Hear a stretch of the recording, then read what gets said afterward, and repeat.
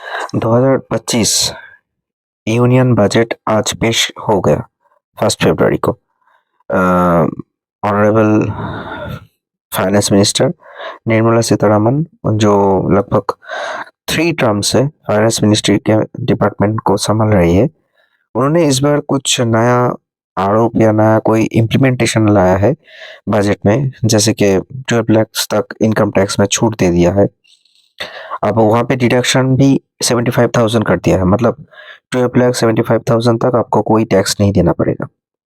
उसके ऊपर जो जाएगा उसको भी आप मतलब कुछ इधर उधर करके एडजस्टमेंट करके दे सकते 62,000 तक। अब इसको क्या बताओ, जैसे कि अगर पहले जो स्लैब था 5 लाख 7 लाख, उसके बाद इसको बढ़ा के 12 लाख कर दिया। अब कोई बंदा 12,75,000 के ऊपर सैलरी या सैलरी परसेंट ही सैलरी ले रहा है, तो अगर 12,76,000 हो जाता है उसका टैक्स इनकम, तो फिर उसको 4 लैक्स 8 लैक्स जो स्लैब है उस स्लैब का इम्प्लीमेंटेशन हो जाएगा।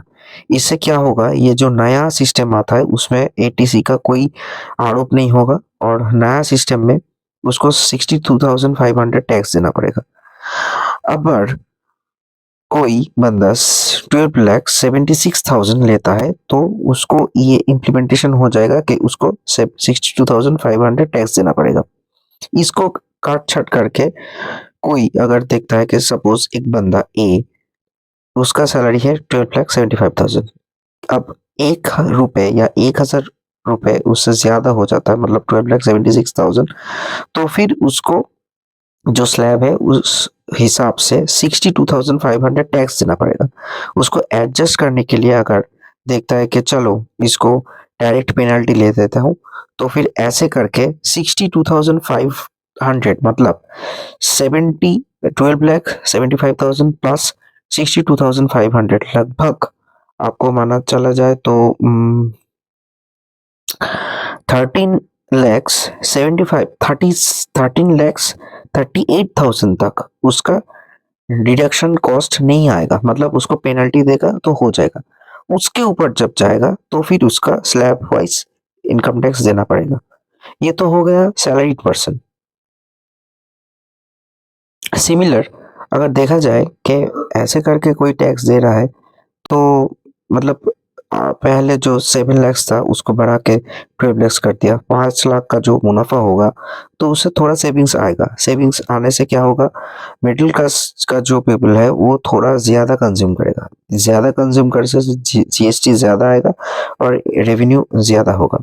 मगर आप देख के चलो, अभी भी जो एम्प्लॉयमेंट रेट है बहुत स्लो है, उसके ऊपर 12 लैक्स हो गए, मतलब मान के चलो कि अगर एक फैमिली मेंबर में 1 लाख का ऊपर कोई लेता है, मतलब इनकम होता है, तो फिर जाके उसका इनकम टैक्स देना पड़ेगा। अभी भी इंडिया में 1 लाख का सैलरी का पर्सन कितना है, बहुत ही कम है।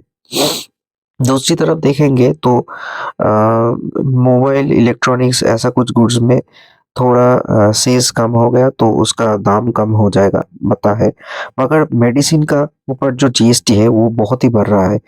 प्रोडक्शन कॉस्ट बढ़ रहा है, रॉ मटेरियल्स के ऊपर कॉस्ट बढ़ रहा है, इसीलिए क्या हो रहा है कि मेडिसिन का कॉस्ट ज़्यादा हो रहा है। माना चले कि 36 टाइप्स ऑफ द कैंसर और सम 6 type of the life support medicine का दाम कम हो रहा है, मगर जो जनरल जैसे कि प्रेशर, शुगर, इंसुलिन, इसका जो दाम है वो लगभग साल में 2 बार 3 बार बढ़ रहा है।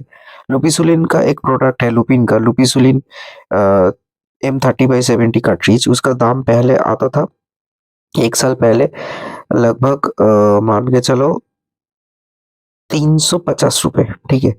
फिर जाके बढ़ के हो गया 385 385 रुपए, अभी चल रहा है 425 रुपए।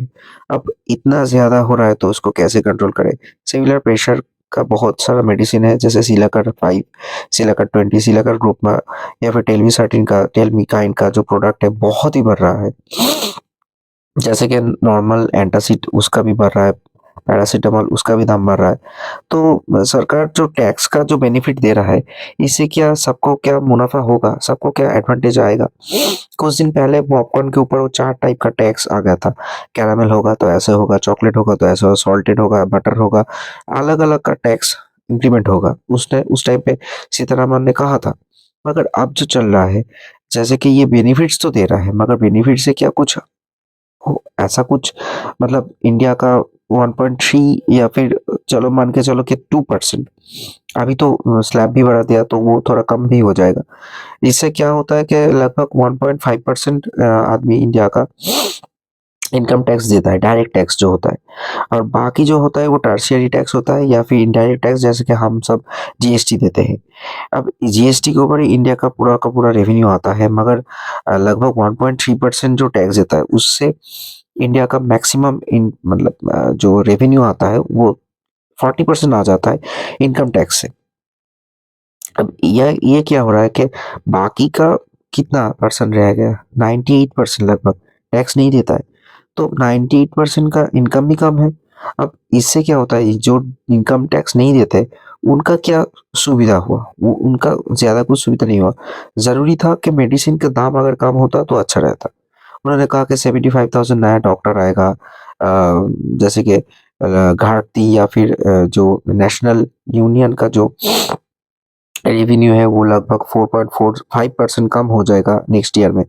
सरकार प्रतिरक्षा या फिर डिफेंस में, आर्मी में, एजुकेशन में बहुत दे रहा है। आईआईटी नया आएगा, आईआईएम पे नया डिप्लॉयमेंट होगा, सब तो पता चल रहा है। मगर जो कुंभ में जाते हैं, जो गरीब आदमी है, उनको तो सरकार से राशन देना पड़ रहा है, तो उनके लिए सरकार क्या कर रहे हैं?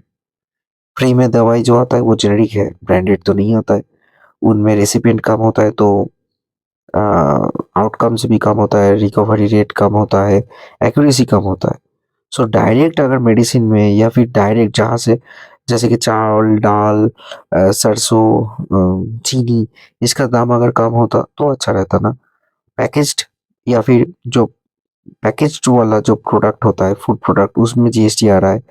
इससे क्या होता है पता नहीं। अब मान के चलो एक गाड़ी फॉर्च्यूनर, उनका दाम आता है 29 लैक्स ऑन रोड, जिसमें कंपनी का दाम होता है लगभग 22 लाख या फिर 21 लाख। जीएसटी मिला के आ जाता है 7 लाख, तो जीएसटी सरकार ही ले लेता है 7 लाख। अब 21 लाख का गाड़ी में जब टोयोटो रेवेन्यू या फिर प्रॉफिट आता है कितना, 1,20,000, तो कंपनी का प्रॉफिट है 1,20,000 और सरकार चला लिया, सरकार के घर में चला गया 7 लाख रुपए। मान के चलो इतना जीएसटी आ रहा है।